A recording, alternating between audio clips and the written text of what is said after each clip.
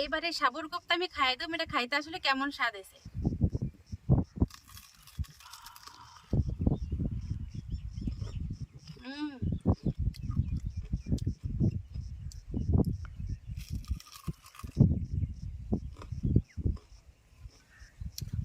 একবার পুরো কুড়মুড়ে মুড়মুড়ে, টক টক, নুন নুন, ঝাল ঝাল, দারুণ লাগতেছে খাইতে।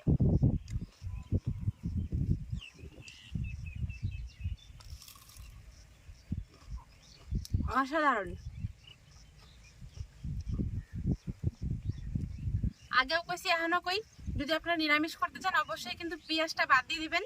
আর চাইলে কিন্তু কোপ্তাটা আপনারা ডিমও দিতে পারেন, ডিম দিলেও কিন্তু খাইতে ভালো লাগবো, আর নিরামিষও খাইতে ভালো লাগবো। কিন্তু যেটা হচ্ছে দিতে যাবো কাসুরি মেথি, না দিলেই না। কাসুরি মেথি নিয়ে কিন্তু এটা স্বাদ আরও দ্বিগুণ হয়ে গেছে। কাসুরি মেথি ভাজার যে অসাধারণ সুগন্ধ, সেটাতে তো এটা স্বাদ বাড়ায় দিছে।